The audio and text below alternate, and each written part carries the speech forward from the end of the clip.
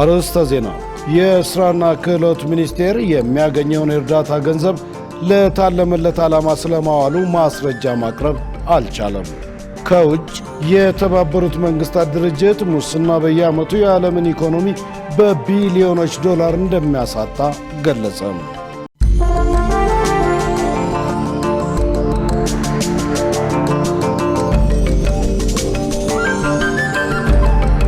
ውድ ተመልካቾች ሰላም ጤና ይስጥልን። ከኢሳት ነጻ ህዝብ ሚዲያ የሰዓቱን ዜና ይዘን ቀርበናል። ከዜናው ጋር ደረጀ ይልማ ነኝ። አሁን ወደ ቀዳሚው ዜና አልፋለሁ። የህንዱ ጠቅላይ ሚኒስትር ናሬንድራ ሞዲ በነገው ዕለት አዲስ አበባ ይገባሉ።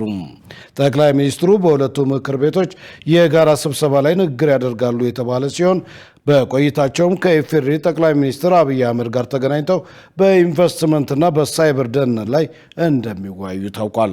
ህንድ በመጪው የፈረንጆቹ 2026 የብሪክስን ጉባኤ በሊቀመንበርነት ለመምራት በዝግጅት ላይ ባለችበት ወቅት የሀገሪቱ ጠቅላይ ሚኒስትር ናሬንድራ ሞዲ ለመጀመሪያ ጊዜ በኢትዮጵያ ከታህሳስ 7 እስከ 8 ቀን 2018 ዓ.ም ድረስ ጉብኝት እንደሚያደርጉ የኤዥያን ኒውስ ኢንተርናሽናል ዘግቧል። ከጉብኝቱ ቀደም ብሎ መግለጫ የሰጡት በኢትዮጵያ የህንድ አምባሳደር አኒል ኩማር ራይ ጠቅላይ ሚኒስትር ሞዲ ትኩረት በሚሰጡባቸው የሁለትዮሽ ግንኙነት ጉዳዮች ማለትም በኢንቨስትመንት፣ በግብርና፣ በማዕድን ልማት፣ በዲጂታል መሰረተ ልማትና በሳይበር ደህንነት ላይ ከጠቅላይ ሚኒስትር ዶክተር አብይ አህመድ ጋር እንደሚወያዩ ተናግረዋል። ጠቅላይ ሚኒስትር ሞዲ በጉብኝታቸው ወቅት በኢትዮጵያ ሁለቱ ምክር ቤቶች የጋራ ስብሰባ ላይ ንግግር እንደሚያደርጉም ይጠበቃል። አምባሳደር ራይ ህንድና ኢትዮጵያ ለረጅም ጊዜ የቆየና የጠበቀ ግንኙነት ያላቸው ሀገራት ናቸው በማለት ጠቅላይ ሚኒስትር ሞዲ ባለፉት 15 ዓመታት ውስጥ ኢትዮጵያን የጎበኙ የመጀመሪያው የህንድ ጠቅላይ ሚኒስትር ይሆናሉ ብለዋል።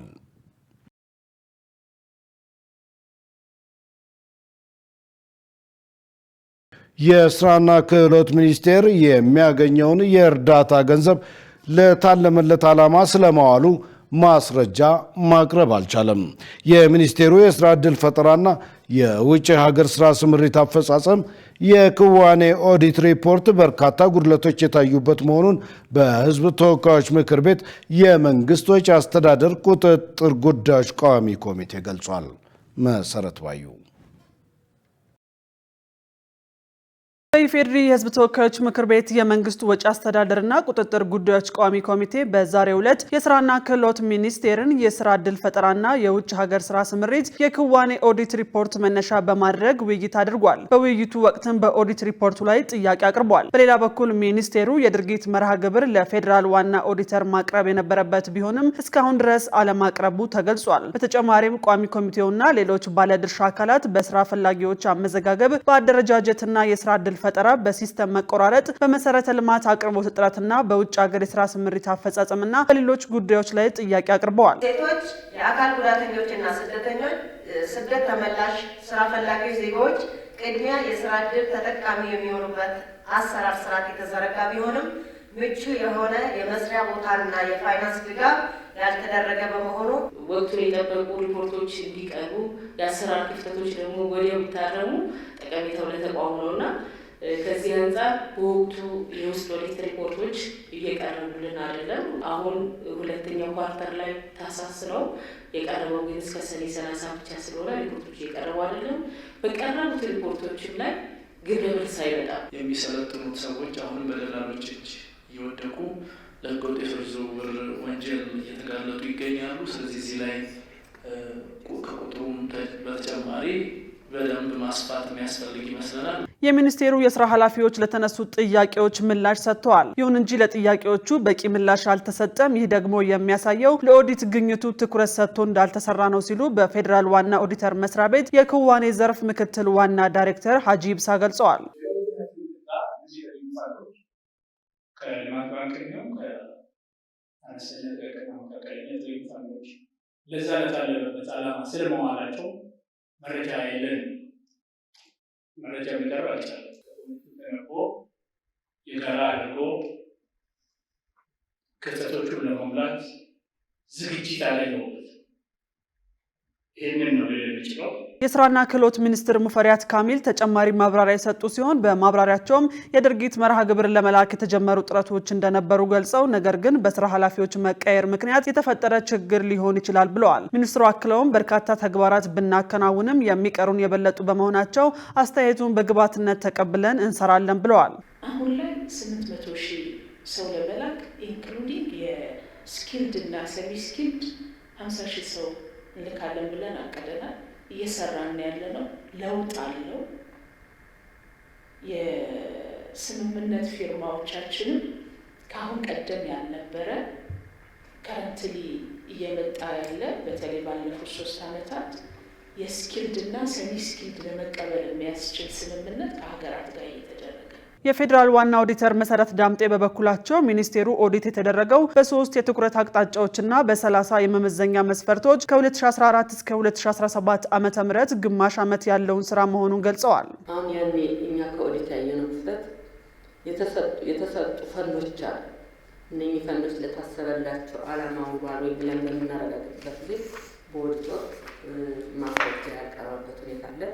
ስለዚህ ፈንድ ማፈላለጉ ስርዓት ማፈላለጉ አንድ በጣም ጥሩ ነገር ነው። የሚገኘው ፈንድም ለታሰበለት ዓላማ መሆኑን ሚኒስቴር መስሪያ ቤቱ መከታተል መቆጣጠር ይኖርበታል። የመንግስት ወጪ አስተዳደርና ቁጥጥር ጉዳዮች ቋሚ ኮሚቴ ሚኒስቴሩ የድርጊት መርሃ ግብሩን በሚቀጥሉት 15 ቀናት ውስጥ አስተካክሎ እንዲልክና በኦዲት ግኝቱ ላይ የታዩትን ክፍተቶች እንዲያርም አሳስበዋል። 12 ሚሊዮን አርሶ አደሮች የፋይዳ ዲጂታል መታወቂያ እንዲያወጡ ስራ ተጀመረ።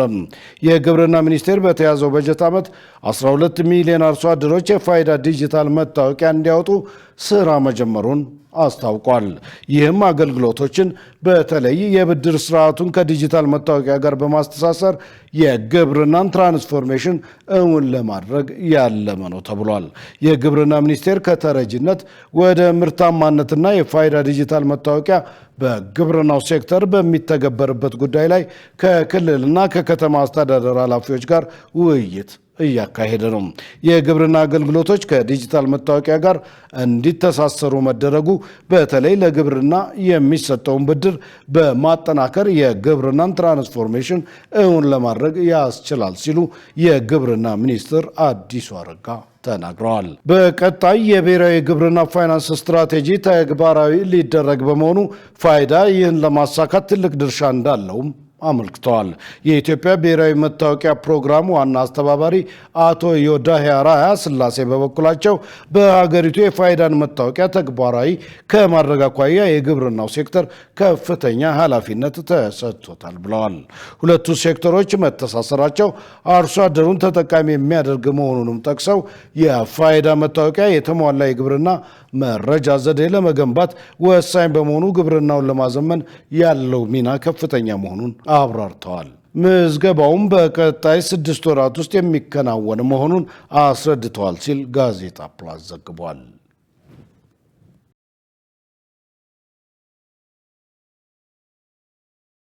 በጫካ የሚገኙ ታጣቂዎች የሰላም ጥሪ ሊቀበሉ ይገባል ተባለ። በጫካ የሚገኙ ታጣቂዎች የሕዝብን ሰላም በማናጋት ጥፋት ከመፈጸም ወጥተው የሰላም ጥሪ ሊቀበሉ ይገባል ሲሉ በአማራ ክልል የሰላሙን ጥሪ የተቀበሉ የቀድሞ ታጣቂዎች ተናግረዋል። በምዕራብ ጎንደር ዞን የሰላሙን አማራጭ ተቀብለው የመጡ የቀድሞ ታጣቂዎች በገንዳዋ ከተማ ከመንግስት አመራሮች ጋር መወያየታቸው ተገልጿል። በውይይቱ የተሳተፉት የቀድሞ ታጣቂዎች እንደገለጹት የተሳሳተ መንገድ በመከተል ባደረስነው ጥፋት ተጸጽተን የበደልነውን ህዝብ ለመካስ የሰላም አማራጭ ተቀብለን መጥተናል። የልማት አርበኛና የሰላም አምባሳደር ለመሆን ተዘጋጅተናል ሲሉ ተናግረዋል።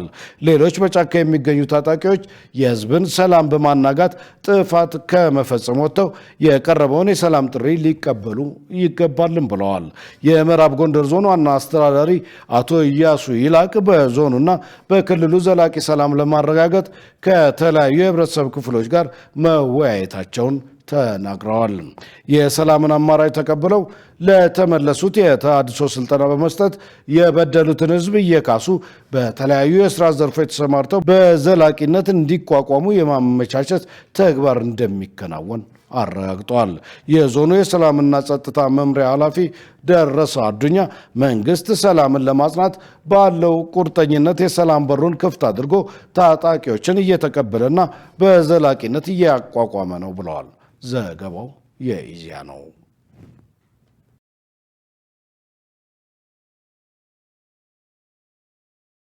ውድ ተመልካቾች ከኢሳት ነጻ ህዝብ ሚዲያ የሰዓቱ ዜና ወደ እናንተ መድረሱን እንደቀጠለ ነው።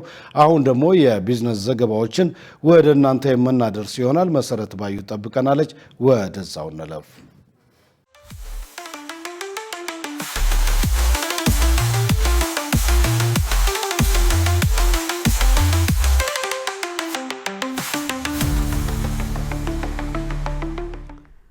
ሰላም ጤና ይስጥልን ውድ ተመልካቾቻችን ከኢሳት ነጻ የህዝብ ሚዲያ የዕለቱን የቢዝነስና የኢኮኖሚ ዜናዎች ይዤላችሁ ቀርቤያለሁ። ከዜናዎቹ ጋር መሰረት ባዩ ነኝ። አብራችሁን ቆዩ።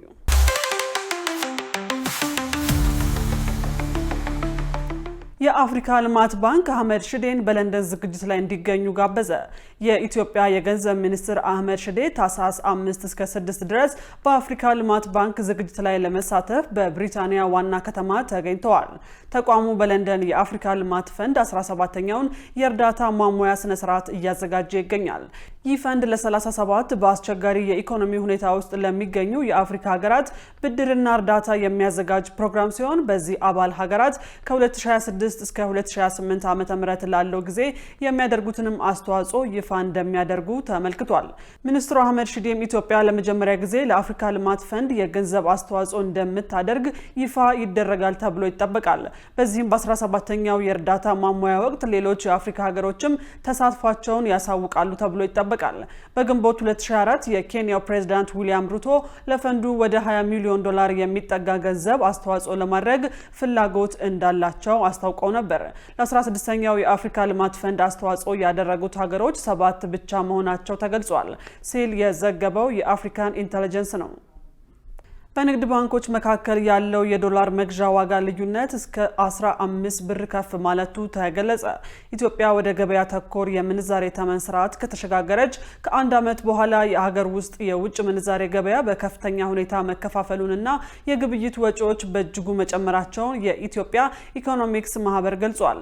የንግድ ባንኮች ለአንድ የአሜሪካ ዶላር በሚገዙበትና በሚሸጡበት ተመን ላይ ያለው ልዩነት እስከ 15 ብር ድረስ ከፍ ማለቱ በገበያው ውስጥ ጤናማ ውድድርና የተቀናጀ አሰራር አለመኖሩን የሚያመላክት ትልቅ ፈተና እንደሆነ ተገልጿል። ማህበሩ ባወጣው ሪፖርት መሰረት በ2018 የበጀት ዓመት የመጀመሪያ ሩብ ዓመት ብር ከአሜሪካ ዶላር አንጻር በ8.1 በመቶ በማሽቆልቆል ከ135.5 ወደ 146.4 ብር ደርሷል። በታህሳስ 2018 ዓመተ ምህረት ደግሞ ከ154 ብር በላይ ሆኗል። እንደ ሪፖርቱ ከሆነ በባንኮች የመግዣና የመሸጫ ዋጋ መካከል ያለው ልዩነት ባለፈው ሩብ ዓመት ከ3.1 በመቶ ወደ 6.8 በመቶ ከፍ ብሏል። ይህ መስፋፋት የዘርፉ ተዋናዮች አደጋ የመፍራትን ዝንባሌ፣ የተገደበ የባንኮች መካከል የንግድ ልውውጥና መሰረታዊ የገበያ ውዝግብ መጨመሩን የሚያመላክት መሆኑ ተጠቁሟል። ዘገባው የካፒታል ጋዜጣ ነው። ሚኒስቴሩ ከ308 ሚሊዮን ብር በላይ ዋጋ ያላቸው የኮንትሮባንድ እቃዎች በቁጥጥር ስር መዋላቸውን ገለጸ።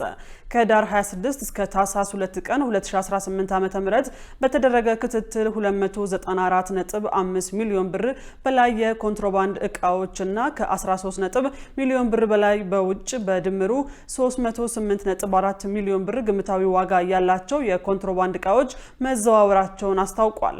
በቁጥጥር ስር ከዋሉት የገቢና ወጪ ኮንትሮባንድ እቃዎች መካከል አዳዲስና ልባሽ ጨርቅ፣ ኤሌክትሮኒክስ፣ ተሽከርካሪ፣ የተሽከርካሪ መለዋወጫ፣ የግንባታ እቃዎች፣ የመዋቢያ እቃዎች፣ ጫት፣ አደንዛዥ ዕፅ፣ ምግብ ነክ እቃ፣ ቡና፣ ማዕድናትና የውጭ ሀገር ገንዘብ ይገኙበታል ተብሏል።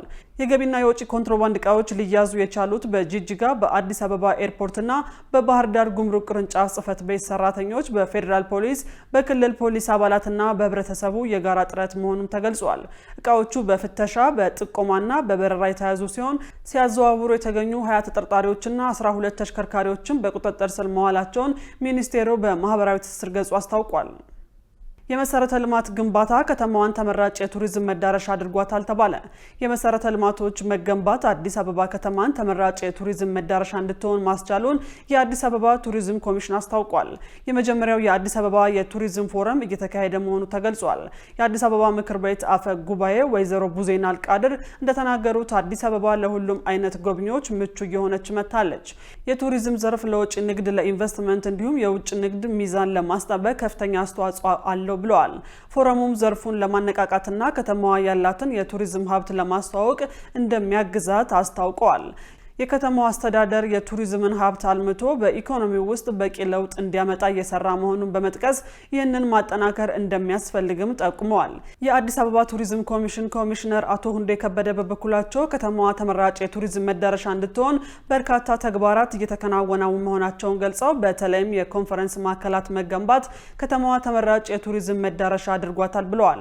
በዚህም ከባለፉት ዓመታት ጋር ሲነጻጸር ወደ አዲስ አበባ የሚመጡ ቱሪስቶች ቁጥር መጨመሩን ኮሚሽነሩ ገልጸዋል ሲል ጋዜጣ ፕላስ ዘግቧል። ውድ ተመልካቾቻችን አሁን ደግሞ በእለቱ በተመረጡ ባንኮች ያለውን የውጭ ምንዛሬ ዋጋና የብሔራዊ ባንክ የወርቅ ግብይት መረጃ ተከታትለን እንመለስ።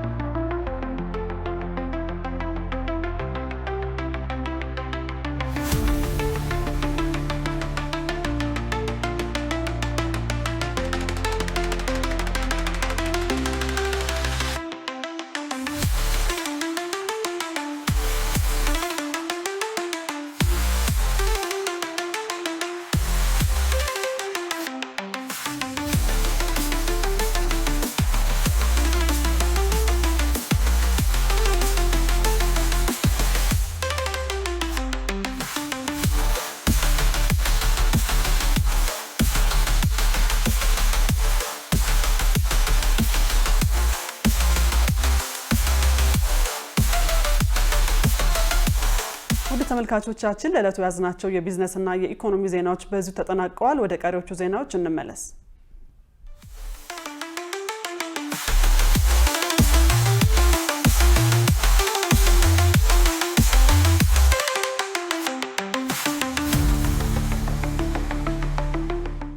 ውድ ተመልካቾች ከኢሳት ነጻ ህዝብ ሚዲያ የሰዓቱ ዜና ወደ እናንተ መድረሱ እንደቀጠለ ነው።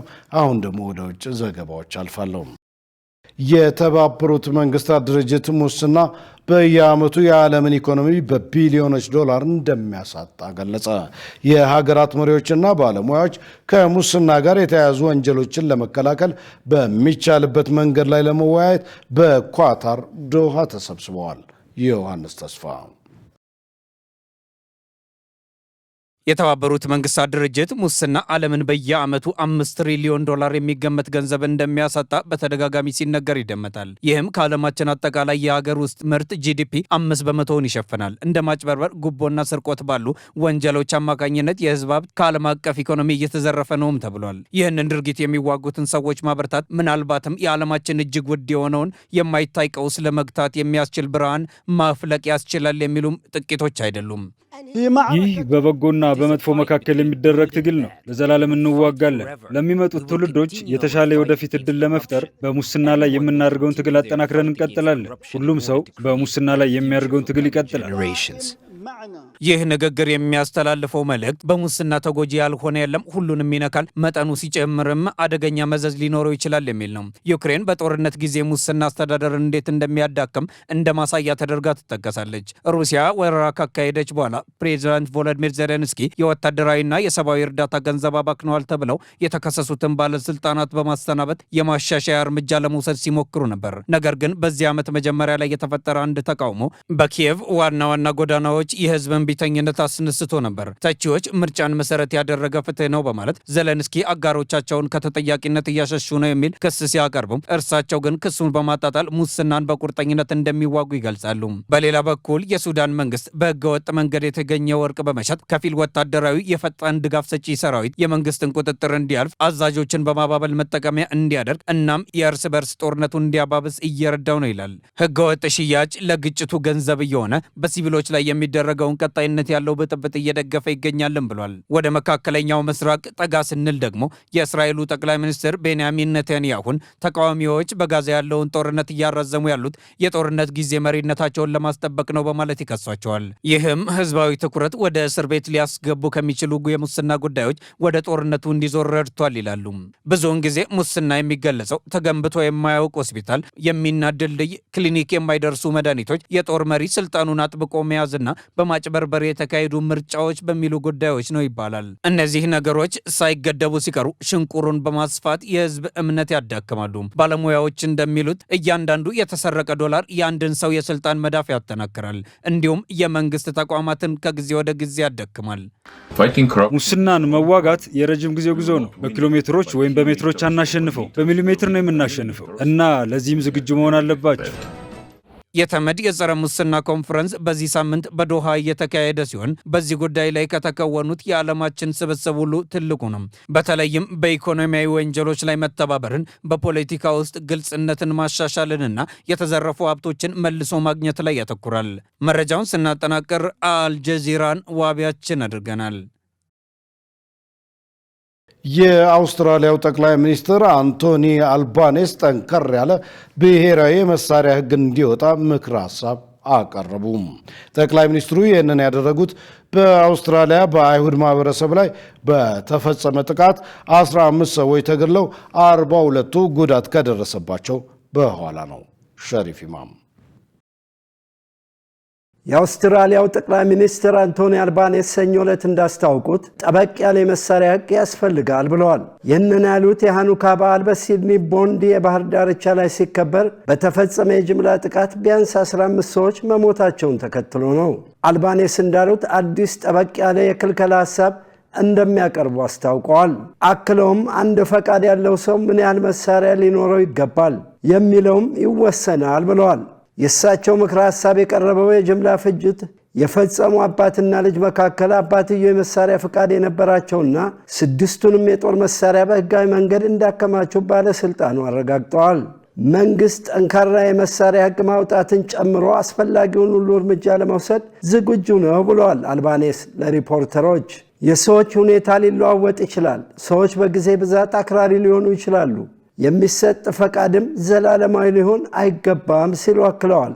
እሁድ ዕለት በተፈጸመው ጥቃት ጉዳት የደረሰባቸው 38 ሰዎች በሆስፒታል ሕክምና እንዲያገኙ ተደርጓል። ሁለቱ ጥቃት አድራሾች ያለምንም ልዩነት በባህር ዳርቻ ላይ በነበሩ የበዓል ተካፋዮች ላይ ተኩሰዋል። ከሟቾች መካከል 10 ዓመት ሴት ልጅ፣ ቄስና ከሆሎኮስት ጭፍጨፋ የተረፉ አዛውንት ይገኙበታል። በአውስትራሊያ በብዙሃኑ በሚወደድ የባህር ዳርቻ ላይ የተፈጸመው አሰቃቂ ግድያ ካለፉት 3 አስርት ዓመታት ወዲህ የመጀመሪያው ነው ተብሏል። ጥብቅ የሆነ የመሳሪያ ቁጥጥር ሕግ ባላት እና ፈጣን ተተኳሽ መሳሪያዎችን ከዝውውር ውጭ ባደረገች ሀገር ይህ መፈጸሙ አስደንጋጭ ሆኗል። የሀገሪቱ ጠቅላይ ሚኒስትር አልባኔስ ግድያውን የሴማዊ ጥላቻና ሽብር በሀገራችን እምብርት ላይ ተፈጽሟል ብለዋል። ፈጣን የሆነ ለውጥ እንዲደረግ ሀሳብ አቅርበዋል። አዲሱ የመሳሪያ ሕግ ምክረ ሀሳብ ሰኞ ከሰዓት በኋላ ለካቢኔና ለክልል መሪዎች ይቀርባል።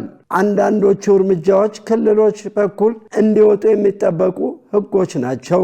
አንዳንድ ሕጎች በፌዴራል መንግስት፣ አንዳንድ ደግሞ በክልሎች የሚተገበሩ ናቸው ብለዋል የአውስትራሊያው መሪ።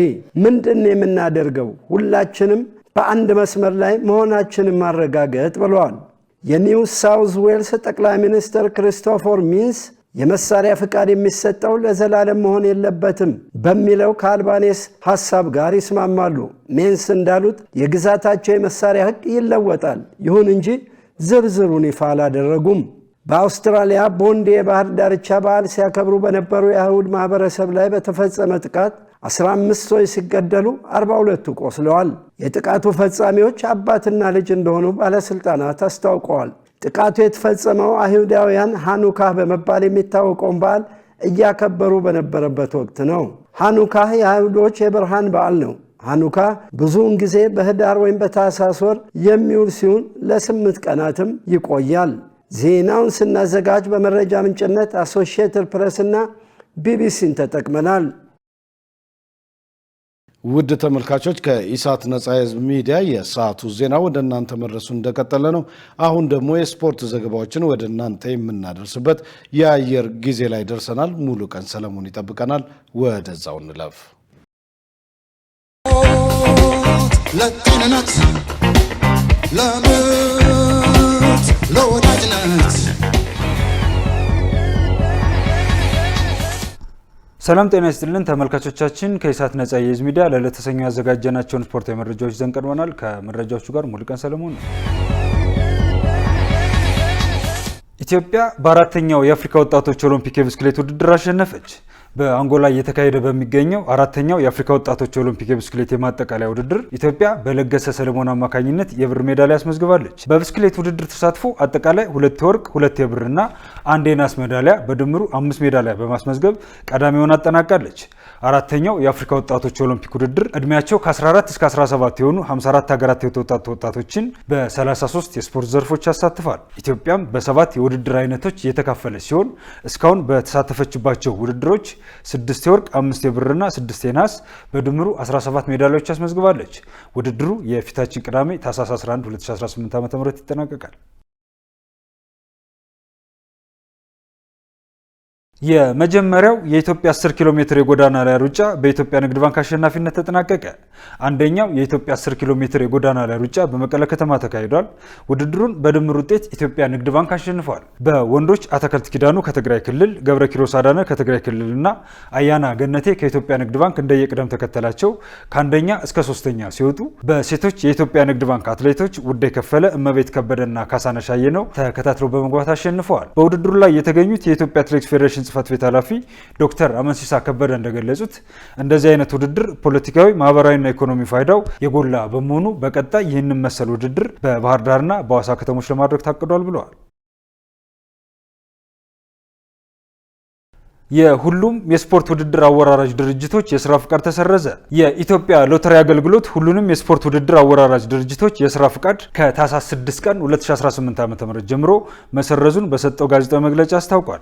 የፍቃዱ መሰረዝ ውሳኔ በውርድና በፋይናንስ ዘርፍ ላይ በተካሄደ ሀገር አቀፍ ግምገማ ላይ ተመስርቶ የህዝብን ጥቅም ለማስከበር የተወሰደ ውሳኔ መሆኑን ድርጅቱ አሳውቋል። ውሳኔው በስራ ላይ ባሉትና ቀደም ሲል በይፋ በታገዱት በሁሉም የውርድ ድርጅቶች በኩል ተፈጻሚ እንደሚሆን ሲገለጽ፣ ከዚሁ ጋር በተያያዘ በሂደት ላይ ያለው ምርመራ በዘርፍ ውስጥ የተንሰራፋ ህገወጥ አሰራር፣ የፍቃዱ ጥሰትና ለብሔራዊ ደህንነት ስጋት የሚሆኑ ህገወጥ የገንዘብ ዝውውር እንዳለ በግልጽ አመላክቷል። ለስፖርት ውርድ ድርጅቶችና ሲስተም ኦፕሬተሮች ከታህሳስ 6 ቀን 2018 ዓ.ም ጀምሮ በአካል በዲጂታል ወይም በሌላ መንገድ የሚካሄድ ማንኛውም የውድድር ስራ እንዲያቋርጡ ትእዛዝ ተሰጥቷል። ሁሉም የገንዘብ ማስገቢያ መንገዶችም አገልግሎት መስጠት እንዲያቆሙ ታዟል። አዲስ የውርድ መቀበልም ፈጽሞ አይቻልም ተብሏል። ሁሉንም የሰርቨር መረጃዎች፣ የፋይናንስ መዝገቦችና የተጠቃሚዎችን መረጃ በጥብቅ ይዞ የማቆየት ግዴታ አለባቸው የተባለ ሲሆን ማስረጃ ማጥፋት፣ መቀየር ወይም ማሸሽ በወንጀል እንደሚያስቀጣም በመግለጫው ተመልክቷል። ሁለት የከፍተኛ ሊግ ተወዳዳሪ ክለቦች የኢትዮጵያ ዋንጫ ሩብ ፍጻሜ ተቀላቀሉ። የኢትዮጵያ ዋንጫ የሶስተኛው ዙር ጨዋታዎች ካሳለፍነው ቅዳሜ ጀምሮ በአዲስ አበባና በሐዋሳ ዩኒቨርሲቲ ስቴዲየሞች በመካሄድ ላይ ይገኛሉ። በአዲስ አበባ ስቴዲየም በተደረጉ ጨዋታዎች መቻል ድሬዳዋንና ቤንች ማጂ ቡና ደብረ ብርሃን ከተማን በመለያ ምት በተመሳሳይ 5-4፣ ሲዳማ ቡና አርባ ምንጭ ከተማን 2-0 በማሸነፍ ወደ ሩብ ፍጻሜ ማለፋቸውን ሲያረጋግጡ፣ በሐዋሳ ዩኒቨርሲቲ ስቴዲየም ደግሞ ነገሌ አርሲ አቃቂ ቃሊቲ ክፍለ ከተማን 4-0፣ ቦዲቲ ከተማ ባህር ዳር ከተማን በመለያ ምት 6-5፣ ኢትዮጵያ መድን ቢሾፍቱ ከተማን 2-0፣ ወልዋሎ አዲግራት ዩኒቨርሲቲ ንብን 2-1 በማሸነፍ የሩብ ፍጻሜውን ተቀላቅለዋል። ይህን ዜና በምናጠናክርበት ወቅት ለሶስተኛው ዙር የመጨረሻ የሆነው ጨዋታ በመቀለ ሰባ እንደርታና በኢትዮጵያ ቡና መካከል በአዲስ አበባ ስቴዲየም እየተደረገ ሲሆን የሁለቱ ቡድኖች አሸናፊ 8ኛው ቡድን ሆኖ ሩብ ፍጻሜውን ይቀላቀላል። ሩብ ፍጻሜውን ከተቀላቀሉ ቡድኖች መካከል 6ቱ የፕሪሚየር ሊግ ተሳታፊዎች ሲሆኑ ቤንች ማጂ ቡናና ቦዲቲ ከተማ በከፍተኛው ሊግ የሚወዳደሩ ቡድኖች ናቸው። በመጨረሻም ዛሬ ምሽት 5 ሰዓት ላይ ማንቸስተር ዩናይትድ እና በርንማውዝ በኦልድ ትራፎርድ ይጫወታሉ። ይህም ጨዋታ የእንግሊዝ ፕሪሚየር ሊግ 16ኛው ሳምንት የመጨረሻው ጨዋታ ነው። ማንቸስተር ዩናይትድ በ25 ነጥቦች 8ኛ ደረጃ ላይ ሲቀመጥ በርንማውዝ በ20 ነጥብ 15ኛ ደረጃ ላይ ይገኛል። ማንቸስተር ካሸነፈ ደረጃውን ወደ 5ኛ ከፍ የሚያደርስ ሲሆን በርንማውዝ ካሸነፈ ደግሞ ወደ 11ኛ ከፍ ይላል። አቻ ከተለያዩ ደግሞ ማንቸስተር ዩናይትድ ሊቨርፑልን በመብለጥ 6ኛ ደረጃ ላይ ይቀመጣል። በተጨማሪም በስፔን ላሊጋ ራዮ ቫልካኖ ከሪያል ቤስ ምሽት 5 ሰዓት፣ በጣሊያን ሴሬ ሮማ ኮኮሞ ምሽት 4 ሰዓት ከ45 ጀምሮ ይጫወታሉ። ተመልካቾቻችን ከኢሳት ነጻ ህዝብ ሚዲያ ለዕለቱ ያዘጋጀናቸው ስፖርታዊ መረጃዎቻችን የተከታተላችኋቸውን ይመስሉ ነበር። ከመረጃዎቹ ጋር ሙልቀን ሰለሞን አብሬያችሁ ቆየሁ። መልካም ጊዜ ይሆንላችሁ። ለጤንነት ለምርት ለወዳጅነት ውድ ተመልካቾች ከኢሳት ነጻ ህዝብ ሚዲያ የሰዓቱ ዜና እስካሁን ነበር። ከዜናው ጋር ደረጀ ይልማ አብሬያችሁ ቆይቻለሁ። ከቀሪ የኢሳት ዝግጅቶች ጋር ሰናይ ጊዜ